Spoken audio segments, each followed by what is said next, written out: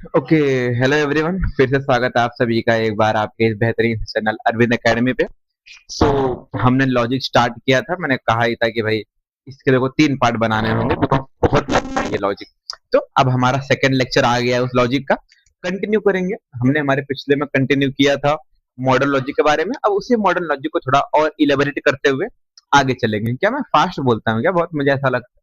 अगर फास्ट बोलूँ तो बोलिएगा कि सर आप बहुत स्पीड में बोलते हैं, बिकॉज मुझे हैबिट हो गई बोलते बोलते। क्या है कि ऑफलाइन जब पढ़ाने जाता है तो बच्चों के सामने बहुत रैपिडली बोलता हूँ ना, तो और बच्चों को वो चीज हैबिट भी हो गई है। तो मुझे मालूम नहीं पड़ता कि मैं फास्ट जा रहा हूँ या स्लो जा रहा हूँ। अगर फास्ट जाऊँ तो बताना कि सर फास्ट हो, मुझे नहीं मालूम पड़ता है, ठीक है? बिकॉज एक बार लेक्चर रिकॉर्ड हो गया था, उस लेक्चर में मैं नहीं सोचता हूँ, मुझे लगता है कि सही है। तो नेक्स्ट वाला है वही कंटिन्यू हो रहा कि in order to determine the nature of logic, it has to be discussion whether the logic is a science or art or both or neither. Oh my god, oh my god, oh my god. So पहली बात तो logic को अगर आपको sorry logic का जो nature है, हमने भी जस्ट बात की traditional logic, modern logic, correct? तो लॉजिक का जो नेचर है वो कैसा है, ये पता करने से पहले आपको क्या पता करना पड़ेगा कि ये लॉजिक साइंस से रिलेटेड है, आर्ट्स से रिलेटेड है, दोनों से रिलेटेड है, दोनों से रिलेटेड नहीं है। समझ रहे? डिपेंड कर रहा है कि लॉजिक किस बात को लेके चल रहा है। ये जो इंफॉर्मेशन है आपके पास वो किसके रिगार्डिंग है, ठीक है? सो देखो क्या बोला है सबसे पहली बात, लॉजिक एज एन आर्ट्स। अब आपके जो विचार है, आपके जो थॉट्स है, अगर एक आर्टिस्ट के नजरिए से देखा जाए तो कैसे आप देखोगे, आप कैसे सोचोगे? जैसे मान लीजिए आप मुझे देख रहे हैं, मैं आपको तो नहीं देख रहा हूं, आप बट आप मुझे देख रहे। बट अगर ये एक पेंटर हो, आप बिंग स्टूडेंट हैं, आप मुझे बिंग टीचर देख रहे हैं, करेक्ट? बट एक कोई पेंटर हो, वो पेंटर इस एक टीचर में वो बहुत सारी चीजें देखेगा, बहुत सारी खामियां भी देखिएगा। ऐसा नहीं कि नहीं भाई मैं पूरा परिपूर्ण हूं, नहीं, बहुत सारी खूबियां देखिएगा, खामियां भी देखिएगा। तो वो अपने पेंटिंग के थ्रू लोगों को बताएगा। ओके। अब मान लीजिए कोई शायर है कि नहीं? अब शायर क्या करते हैं, वो पूरी कविता नहीं कहते ना, पूरा पन्ना पढ़ते, वो सिर्फ चंद लाइनें बोलते हैं और उस लाइनों में बड़ी गहरी बातें छुपी होती। तो ये सब क्या है? आर्ट्स है, करेक्ट? मीन्स यहाँ पर लॉजिक तो है, लेकिन इन लॉजिक्स में मीन्स इन थॉट्स में विचार है ना आपके, चाहे शायरी के हो गए, चाहे गाने के हो गए, चाहे ये पेंटिंग के हो गए, विचार तो है। एक बेजुबान है, एक जबान वाली है, और एक ऐसी जबान इस्तेमाल की जा रही है जो आपके छू जा रही है एकदम अंदर से, समझ में आ रही है? तो यहाँ पे डिपेंड वही कर रहा है भाई कि आर्ट्स में ये सारी चीजें आती हैं। तो चलो शुरू करते हैं आर्ट्स के बारे में। बहुत अच्छा है भाई, मजेदार है, मुझे लगता है सही है, मुझे बड़ा अच्छा लगता है ये पढ़ाने में। मीन्स डीएसए और एफडीबी कंपेयर में ज्यादा मजा इसमें आता है, आईकेएस में आता है, देन आफ्टर एफए में भी बड़ा मजा आता है मुझे पढ़ाने में, पढ़ने में भी कसम से।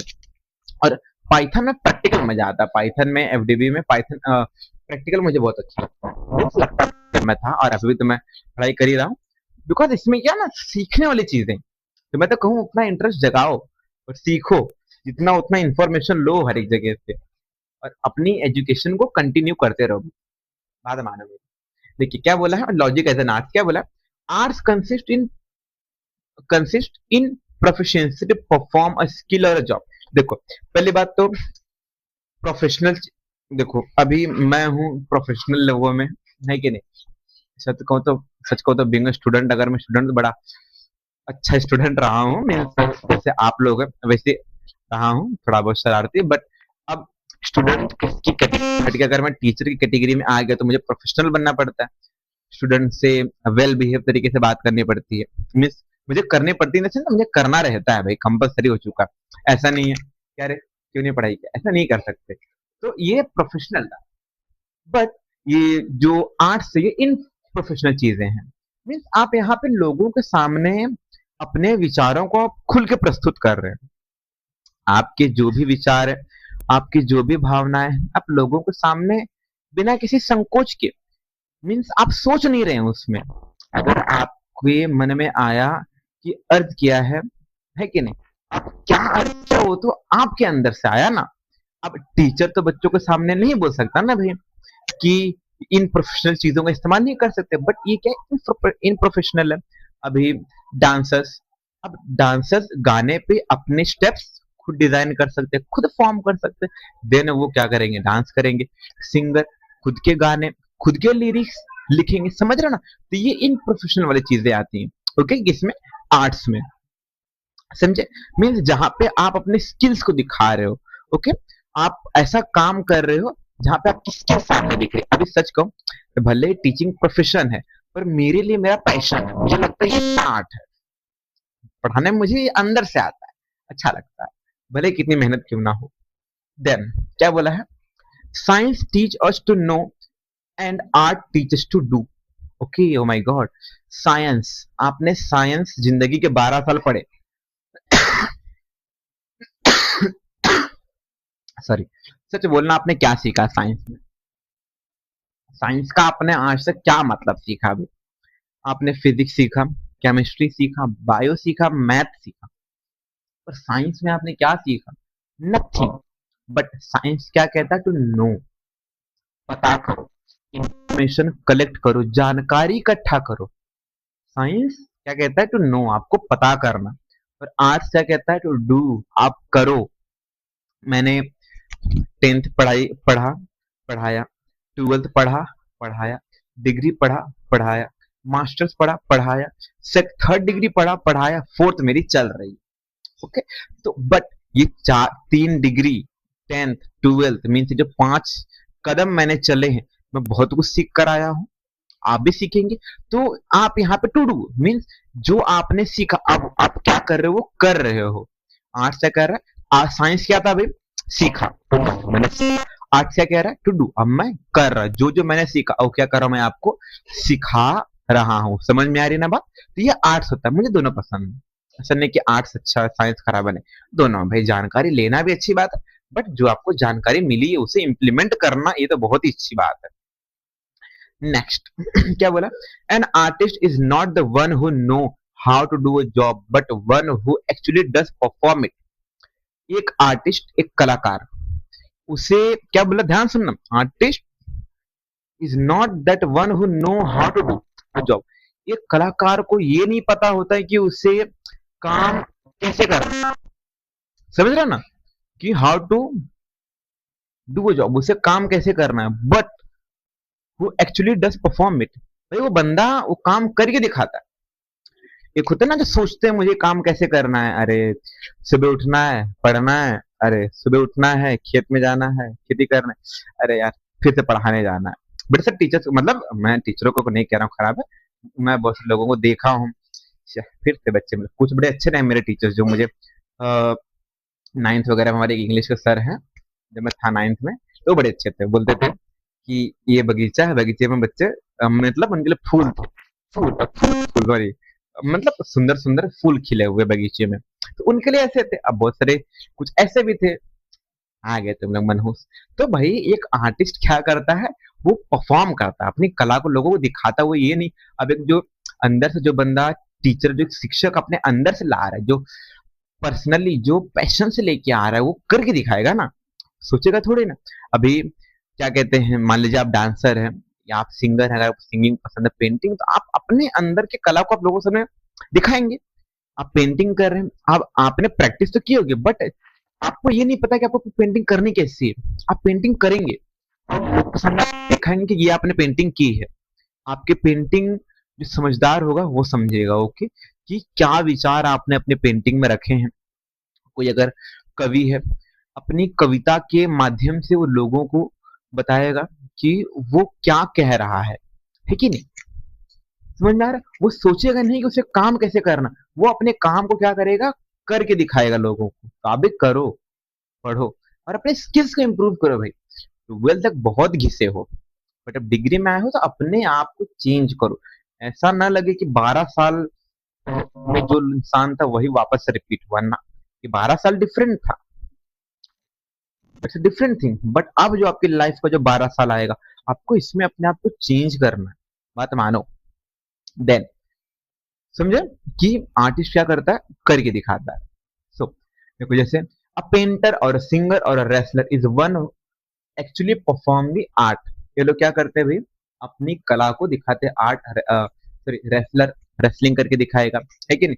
क्या वो पहले सोचेगा अरे मुझे ऐसे पंच मारना, मुझे वैसे पंच मारना, मुझे लात मारनी, मुझे बट डिफेंड करना? नहीं, जब एक्टिविटी हो रही होगी तो इंस्टेंटली वो सोचता है और इंस्टेंटली क्या करता है बंदा, परफॉर्म करता है लोगों के सामने। ओके, पेंटर, अब कोई पेंटिंग कर रहा है, अब उससे पेंटिंग करते करते उससे ख्याल आया कि मुझे मेरी पेंटिंग में कुछ चीजें ऐड करनी चाहिए।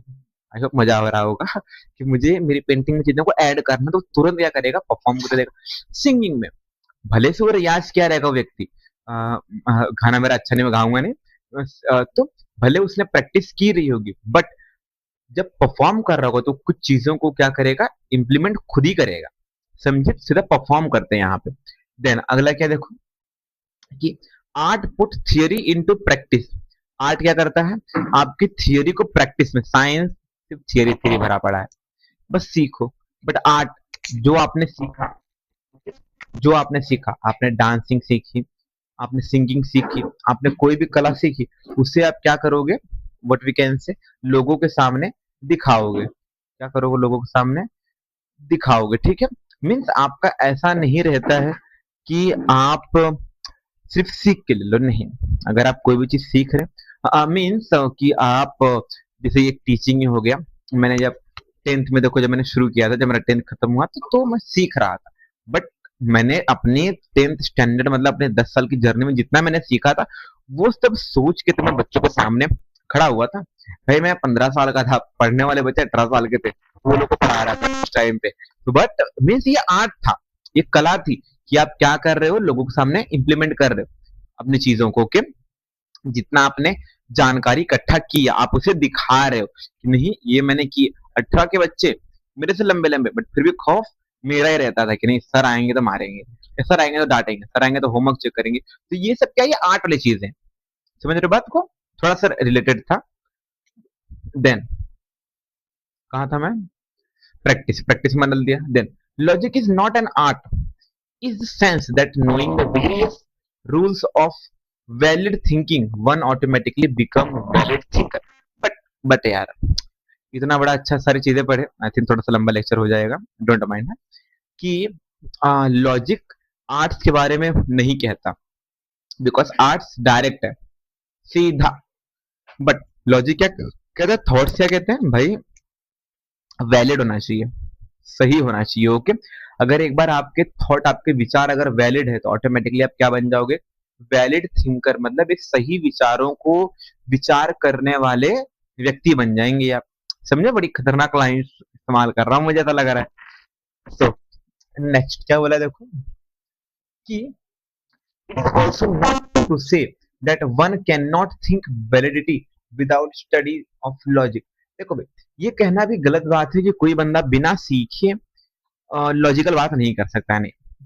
वो मीन्स मीन्स सीख कर लॉजिक, देखो रिपीट है एक बार सुनना कि it is also not true to say that one can not think validity without study of logic, कि कोई व्यक्ति लॉजिक को बिना पढ़े लॉजिकल चीजों को नहीं सोच सकता है, ऐसा नहीं है।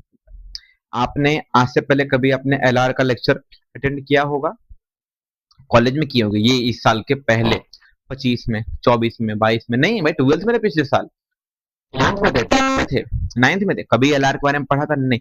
बट फिर भी आप क्या कर रहे थे, लॉजिकली सोच तो रहे थे ना कि हाँ ये भाई ये बात तो गलत कह रहा है, ये गलत है, मिस मिस सही है, मिस सही है, भाई ये वाले सर बड़े खतरनाक है। तो आप चीजों को सोच तो रहे थे ना, आप लॉजिकली सोच तो रहे थे, और आपकी बातें क्या थी, वैलिड भी थी, सही भी थी। मान लीजिए आपने कोई आंसर लिखा, आंसर सही होते हुए भी सामने वाले ने गलत किया, सही है मेरा आंसर, आपके थिंकिंग क्या है, वैलिड है, जायज है। ओके, तो बिना लॉजिक को जाने भी लोग लॉजिकल थिंकिंग कर सकते हैं, अपने विचारों को सही विचारधारा दे सकते हैं। को बोला logic is an exercise in the rules and regulation laws of valid thinking. भाई साहब लॉजिक क्या है, रूल्स और रेगुलेशन के बारे में है, जो मींस रूल्स और रेगुलेशन की एक्सरसाइज इन द सेंस उसको वर्कआउट नहीं करा रही है कि नहीं तू 10 पुशअप मार, नहीं। मींस उन बनाए गए रूल्स और रेगुलेशन को इंप्लीमेंट करना, फॉलो करवाने का काम कौन करता है, लॉजिक। कॉलेज में नियम बना ना कि 7 बजे आना है, आपको 7 को आपको टच ही होना है, 1 मिनट बाद नहीं आना है। इस लॉजिक ने क्या किया, आप कॉलेज के प्रिंसिपल, ट्रस्टी, टीचर्स के थॉट्स ने क्या किया, इम्प्लीमेंट किया, लॉ बनाया, और उस लॉ को आपको क्या करना पड़ रहा है, फॉलो ही करना पड़ रहा है। समझ में आ रही है बात? Of valid thinking. But law भी क्या होने चाहिए, सही मायने में सही होने चाहिए, करेक्ट होने चाहिए। ओके, आई होप आपको इतना समझ में आया होगा। मुझे लग रहा है डे बाय डे, तो लग रहा है मुझे इसके 4 पार्ट बनाने पड़ेंगे, इतना लंबा ये लॉजिक है कि, क्योंकि बिकॉज इतने ही पार्ट का देखो सिर्फ एक ही लेक्चर बन गया। अगर इसका पार्ट अगर मैं भी कंटिन्यू करूंगा, सो आई थिंक 30-40 मिनट का लेक्चर बन जाएगा। सो मैं नेक्स्ट लेक्चर में कंटिन्यू करूंगा। ओके, आई होप आपको मजा आया होगा, कुछ न्यू इन्फॉर्मेशन आपको सीखने मिली होगी। जितना हो शेयर करो, सब्सक्राइब करो। Okay, have a good day, thank you so much.